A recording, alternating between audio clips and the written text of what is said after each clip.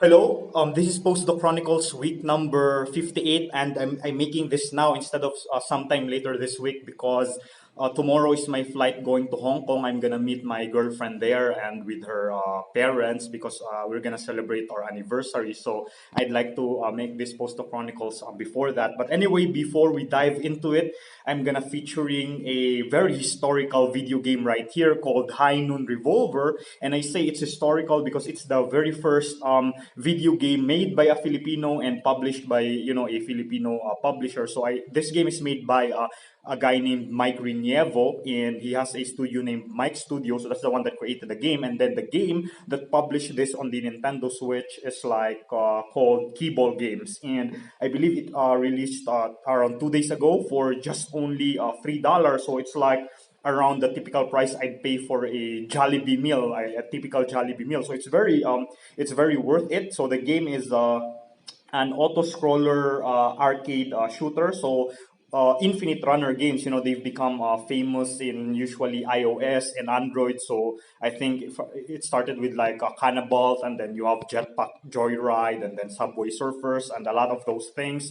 Altos Odyssey, for example. But here, this is an auto scroller, but the difference is that there are like specific checkpoints in the games where the scrolling actually stops, and then you're actually trapped in this screen where there'll be a lot of enemies that you have to clear before you can move on, before the stage auto scrolls again. And then every like stage there's like a sort of a final boss, like you get his bounty. I haven't actually reached the final boss yet, and then every time I repeat it, the boss is the same. So the bosses are not randomized, but the layout of the enemies are randomized when you repeat it. So you can't like memorize where the first enemy comes out. So basically the game works this way. There are three layers of platforms, and then the screen auto scrolls, and then you have a selection of different characters. You have a gun, you have a bomb, you can auto dash, and you have to make your way, towards the boss. So it's roguelike in a sense that the positioning of the enemies, their configurations are randomized, and then also you get these upgrades, customizations. I'm not sure if they are randomized. I was only able to get them once, so I don't. It would be nice if you get these things also at random. But basically, you are presented with a selection of three of them, and then you pick one that suits your play style. And I should also add that the soundtrack, man, it's so killer. It has this Wild West vibe, rock vibe. It's very good, and the art style is reminiscent of something like a Nuclear Throne, but of course the gameplay is different. Nuclear Throne is a twin stick shooter. This one is an arcade scrolling game. So it actually reminds me of this very old NES game that I played before called Sun Sun. I believe it was published by Capcom, maybe in like the mid 80s. It first appeared in the arcade, and then later on it was ported to the NES. So I played it on the NES, and it's similar to this one. It's auto scroller. You can jump, but instead of having like three layers of platforms in Sun Sun, you have a lot of them. So I don't know if that's a direct inspiration of not or not. But anyway, this is like a modern take on that, and it's really very good. It uses HD rumble when you get hit. I love that on indie games because there are some indie games that they don't even mind using the HD rumble. That's one of the things I look for when I play a game, is the unique usage of the HD rumble. That's one thing that I'm gonna miss from the recently announced Nintendo Switch Lite. It wouldn't feature the HD rumble. But yeah, it's so far it's a nice game. It's worth your $3. My only gripe, and if you're like a publisher, if you're watching this, please, because in the game the way it plays is, so it's auto scrolling. Your left hand controls the direction, and if you go down, you transition between the different platforms, and then the face buttons. B is jump, and then A is fire, and then I don't know. Y is fire, and then A is your bomb, and then X is to dash. Okay, but what I want is, if since I can push down to go down the platform, I should be able to push up as well. But currently it's not implemented, so that's the only gripe I currently have with the game. If you press up, you don't transition upwards. If you press down, you do transition going down, and then while pressing down you can still fire. But if you go up, then you have to let go of the fire button because you have to press B. So please, developers, make it such that introduce an update such that if I press up, I can also move upwards on the different platforms. That way, I wouldn't let go of the Y button to fire. That way, my right hand can concentrate on the face buttons, doing dash, doing bumps, doing firing, and then my left hand could concentrate on the transitioning of the different platforms. But other than that, it's a very worthwhile game. It's something that I'm gonna be playing for while I'm taking a break on Warframe. So just like this video today, I won't be featuring any Warframe because like I said, I wanted to feature this game. I'm very proud of because it's Filipino made, so it's made by my own countrymen. So if you guys have your own Nintendo Switch, support this one, and I believe they have some other upcoming games on Switch as well. So I'm looking forward to those other games. But this one is right up my alley, with randomized elements and with its arcade nature. It's very cool. But anyway, let's go to Postdoc Chronicles. So Roberto, so my collaborator in MUED, also already sent to the different checkmate authors the different analysis searches in Atlas that we are gonna implement on the new checkmate, for the batch of the run 2. Actually, beforehand, when I collaborated with Roberto and Jong on the MUED project, I didn't know that Roberto is actually part of the checkmate authors.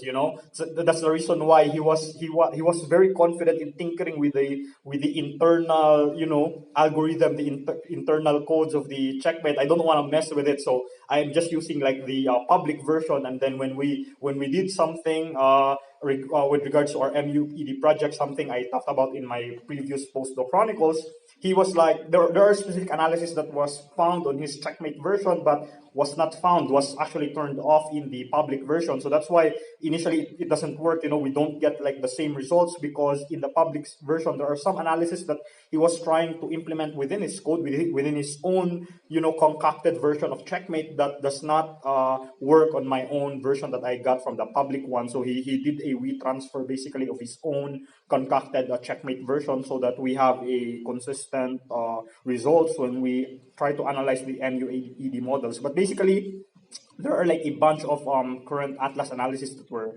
released early this week. Some of them are still in notes form, and we basically have to write our names which of these analysis we are interested in. But yeah, I'm still asking Jong because I the way I see it, this different analysis involves different complexities. So I just wouldn't want to pick something and at random and then swallow something more than I can chew. So I'm asking Jong's opinion which of these, because it's gonna be my first official analysis if ever I pick one. So I'm asking Jong which of these would be better suited for someone who will be doing his analysis for the first time. So that's that. And another one, it's kind of a bad news.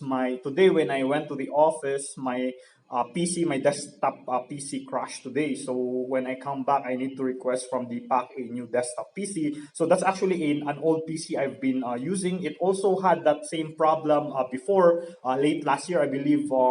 October, November, sometime during those months, John and I actually had to buy a new hard drive for it because its initial hard drive crashed. So we bought a new one, and then that second hard drive just crashed today. So I believe there's a problem with the PC, it being old. And yeah, so basically in doing this phenomenological analysis, you do need to have a dedicated desktop PC. So before, like mid last year, I was just concentrating a lot of things on the laptop. So when you analyze the signals, you can just do them on your laptop. But the moment you incorporate a background, then you have to generate a lot of events so that you can say that your cuts are you're getting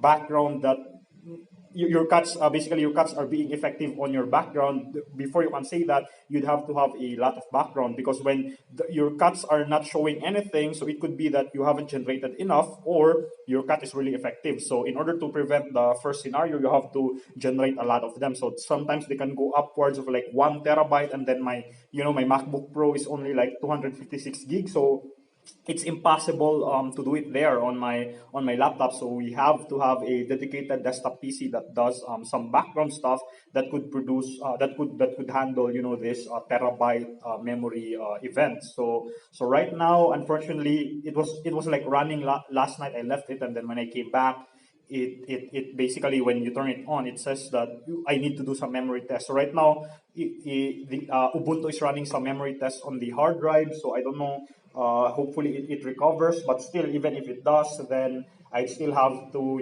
install everything again and then run the backgrounds all over again. So it's very straightforward, but the thing is, I would lose time because running these backgrounds, especially like 1 million events, they do take days. So it's really sad that that happens. But yeah, I'm gonna request Deepak for a new desktop PC. Hopefully, I can set it up next week and then continue my work with background. But anyway, that has been Postdoc Chronicles week number 58. I'll see you next time, and thanks for watching. Bye bye. Again, support this game, Noon Revolver, if you have a Nintendo Switch.